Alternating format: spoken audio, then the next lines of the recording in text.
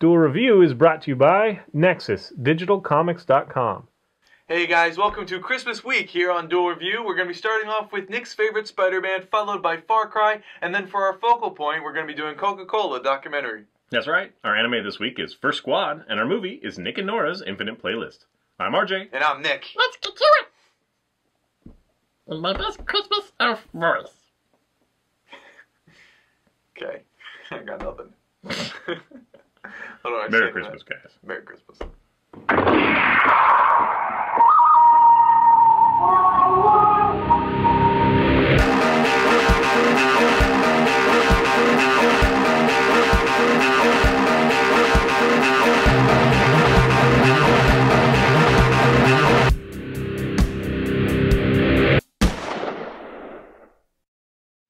Well, here it is, Christmas Eve day. We've only got one day till Christmas. We are going to be doing a tribute to Spider-Man. It's Nick's favorite. And what better time? Yeah, thanks. We recently did RJ's favorite with Deadpool, so we decided to do Spider-Man for me, which I was tossing up between Spider-Man and The Darkness, but considering the holidays, I figured Spider-Man's probably the best way. Spider-Man happens to be like my number 2, probably. I love Spider-Man too, so. Yeah, I love Spider-Man. So there's a lot going on with Spider-Man, and I guess what I wanted to talk about is my favorite.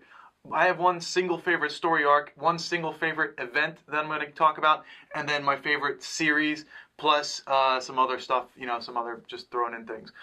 So I guess what I'll start off with is the volumes, and this was one of my favorite volumes. It's the Best of Spider-Man, Volume 1. There's 5 volumes in this, compendium? I don't know what that word is. Clearly well loved by the shape of the dust cover there. Yeah, I've worn it like crazy. I love this. I love this book. What does it look like under the dust cover? I always like things with this is actually one of my favorite under the dust covers. Oh yeah, it's super cool. Yeah, it's got this. You can't tell, but it's got an awesome texture to it. Yeah. But yes, I do love this book. I love the art in it. It's a culmination of several different story arcs, as I try and fit that back in there, which I'm not going to name off because there's a bunch. But it's got a lot of great writers and artists. The main ones, I believe, are J. Michael Straczynski and John Romita Jr., who does a lot of really great work on this. So there's just a lot in here that I can talk about, and I love. The first storyline is the one with Morlun. Let me see if I can find a good picture of him, because I'm looking at him right now, but is there a better one? And it's got Ezekiel. There's Morlun. And it's got, trying to bend it without dropping it.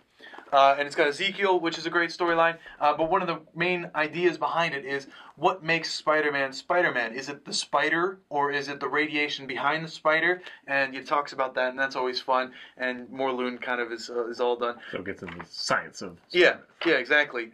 In addition, there's also, you see... Because we all know what really makes Spider-Man Spider-Man. Yeah, awesome sauce. And then this is where... Aunt May discovers that Peter Parker is, in fact, Spider-Man, so that was an interesting story. And then it has some other things, like this was directly after the events of 9/11, so you have a nice little tale in here about, heroes and villains uniting to help fix things. It's got a Rhino story, which I liked, which was a Flowers for Algernon parody. And then, there's the Private Eye who discovers Spider-Man's identity, wrongfully, of course. So it was a lot of fun, and I recommend these series very much, book 1 being my favorite. It's always cool to get those big volumes, but, you're always worried that some are going to overlap or whatever. Yeah, so. What you already have. But they do announce what is in the books, obviously, so if you're worried, just look into it. But I would suggest getting them all anyways, because they are really good. They're nice to carry around if you want a nice, thick read. I just love this book. It's not too late to order one and do an IOU and gift wrap that. Right. But let's get into my favorite event. My favorite Spider-Man event has always been the death of Gwen Stacy, only because it marks a lot of things. For one, you never kill off a hero's girlfriend, but in this one they did. Second of all, and before that, so going back to that first point, that event, killing off a hero's girlfriend, is one of the markers that critics use to transition from the Silver Age into modern age comic books. So, before that event, it was considered Silver Age. Well, I'm not going to say before that specific event, but that helped lead to the new era of comics. But apparently, it's also one of Stan Lee's favorite storylines as well. Yeah, and it's a big deal. I mean, If you don't know, Gwen Stacy was actually Peter Parker's first love. Everyone thinks that Mary Jane was. No, in fact, it was Gwen Stacy. They had a lot in common. They loved each other, and then this was the famous scene where Green Goblin throws her over the edge, but you don't know if she died before he threw her or if she died on the way down. And this brings me to my second point. One of the greatest things about it is Peter Parker doesn't know if he actually killed Gwen Stacy or not. See, he used his web slingers, threw a web onto her leg to break the fall before she crashes into the water and dies. And we don't know if that snapping, that whiplash, broke her neck and she died that way, or if Green Goblin had killed her beforehand. So that event alone is just a huge monument in comics history, and I just love that. So that's my greatest event. There's a lot of stuff going on in there. From there, let's go into my favorite series, and I'm talking fast because I always do. My favorite series has always been The Spectacular Spider-Man. Right here, that's a lot. There's 27 issues, unfortunately. This is volume 2, actually. The first volume, I believe, was 68. This one was 2003. Did I write that down? I believe it was 2003 to 2005. The art is by Humberto Ramos, who I believe I did a spotlight on. We've talked about that. And Mark Buckingham. So, and I love the art here. I just love that first cover. Yeah. Because I love Venom. I'm a huge Venom fan. And there's a lot of great stuff. In fact, the Venom. This one you've definitely seen around if you've ever. This one, very iconic one. There's a lot of great stuff that goes on. He tackles all of his favorite villains. In fact, his favorite villains. Yeah, his favorite villains. My favorite villains. In fact, this is one of the few ones where I really like Doc Ock. It has some of his backstory in there, but just the way he looks, the feel of him, he's sleek, he's awesome. He's not the chubby, weird guy. Yeah, he's out for revenge, and it's pretty awesome. Yeah. This is a great series. Unfortunately, I think I'm missing number 24, which sucks because, and this is to tie into Gwen Stacy, you have Sins Remembered. That story arc, which brings up the twins of Gwen Stacy. So Gwen Stacy had children before she died, unknown to everybody, and it's introduced into here. You have Sarah and Gabriel, and just that story. And I don't want to ruin it. I don't want to tell you whose children they are, but it's just very interesting. So you are recommending Spectacular Spider-Man, kind of 2000 what? This was 2003 to 2005. Okay. This was the second volume. But a lot of great books here. I really liked it. Oh, and I'm going to leave one out, actually, because I'm going to talk about the ancillary characters in a minute. There you go. Yeah. One thing I've always appreciated about Spider-Man is they're consistently good. You pick up a Spider-Man book, and chances are it's going to be pretty good. He deals with very heavy themes that are universal, and he's always got... we talk about anime having this mix of playfulness and badassness and whatever, and Spider-Man has a lot of that too. And there's a lot of humor along with Deadpool. I mean, I love Deadpool because it's really off the wall. Yeah. And he's off the wall in a different sense, haha. And he's not quite as pulp culture-y, but he's more like classic humor, funny. And so you always get a taste of all these different worlds when reading a Spider-Man storyline. That reminds me, in this book, there's also a hint on. You brought up pop culture. There's a little hint of the Columbine in here, where Peter Parker he's a teacher now, and he has to deal with just some disgruntled students who just went off the wall. And so this book has it all. I really like this book. If you don't have this book, I would highly recommend it. So going back to where I was, my favorite saga is the Clone Saga because it talks about who we are. Are we the sum of our memories? Am I Spider-Man because I think I am because I remember these things, or because the clones were created to have their own memories? Is Ben Reilly really the true Spider-Man? So Peter Parker really felt conflicted, and he didn't know what he was doing. Plus, there was a tragedy that he felt responsible for, and so he just kind of backed off, and he said, "No, I'm not Spider-Man. Ben Reilly is Spider-Man," and then Ben Reilly became Spider-Man for a while. So there was a lot going on there. In addition, you have all these cool spider clones. For example, you have Ben Reilly, obviously, and Kane. Now, these two characters alone are my two favorite Spider-Man ancillary characters of the series, with the third one being this one, which is why I left it out. And he's there for only a minute. You guys all know him, the Kiwi Kid. There he is right there, who I just loved. But that's besides the point. So you have the Clone Saga where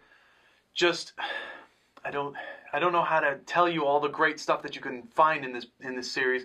and it wasn't a long series, but you have Peter Parker questioning his identity rather. You have Ben Reilly not sure of who he is, but thinking that he really is the true one. Then you have the clones of Gwen Stacy. You have the clones of Mary Jane. You have the just so much great. That sounds so uncompelling to me, honestly. Really? So what makes it, just like a can't miss kind of thing? Well, it's all the questions that are raised, like I said, are we the sum of our memories, because memories can be altered, memories can be faked.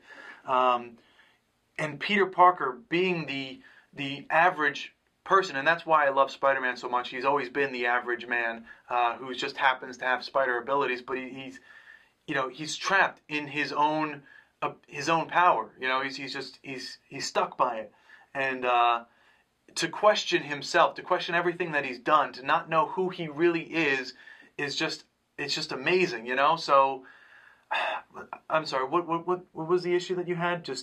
It seems like another instance where Marvel does this thing where it's like, oh no, we're gonna redo Spider-Man. He's just gonna be some other character, so we can give him different storylines and stuff that wouldn't Peter Parker would never do, but we can just kind of try it out, whatever, and just kind of, what I mean? Like, it's just, it's just his clone. That's why he's acting differently than Spider, that sort of thing, and just like clones of Gwen Stacy and clones of, it just seems like it's a lot of clones. So, well, it is the clone saga, but yes, I understand what you're saying now. Okay, okay. While Ben Reilly could do things that Spider-Man couldn't, and Peter Parker not knowing, questioning his ability to be, questioning his true nature, questioning if he really is Spider-Man, can do things that he wouldn't normally do.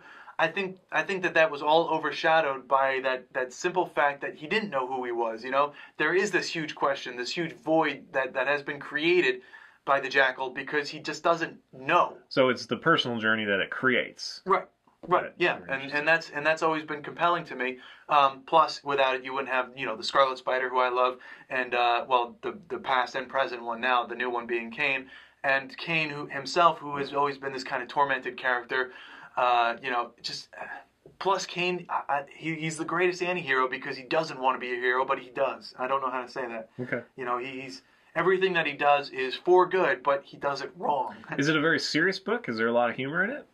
Well, with Spider-Man, there's always humor. Right. I mean, this is the way you talk about it. It seems like there's like no humor. Like it's very serious. Oh, I take it very seriously. So yes, it is a very serious book. But yes, there is a lot of humor because it's Spider-Man, and that's why I love Spider-Man, because he can have these serious moments where he's just, he has the comedy. He can throw that in there because that's how he deals with these crazy moments in his life. He just uses comedy. So yeah, those are my favorite Spider-Man books. I highly recommend Spectacular Spider-Man Volume 2. It's only 27 issues long, and I think you can get the books of them. And it has some really great heroes and villains mixed in there. The best of Spider-Man, the volumes 1 through 5, 1 being my favorite.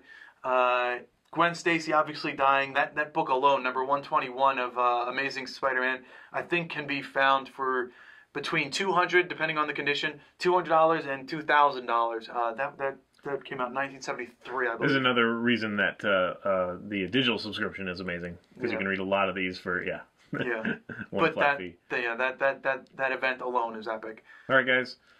That's it for now for Spider-Man. Another character that's really hard to wrap around, but. All right, please subscribe to our YouTube channel and tell us what you think. Watch our great playlists. Game Live's been a lot of fun. Yes, it has. And please leave comments. We love comments. And you can help support us by buying our wares at spiderwolf.com. That's right. T-shirts, card games, art prints, short stories, and more. Merry Christmas, guys. See you later. Oh, God, I had it.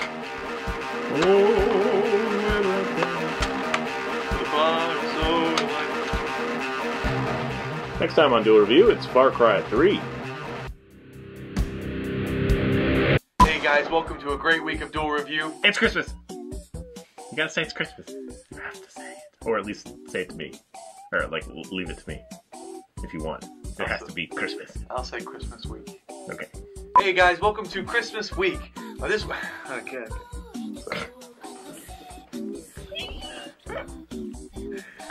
I spared you the sound. I'm RJ. And I'm Nick. Let's get through it.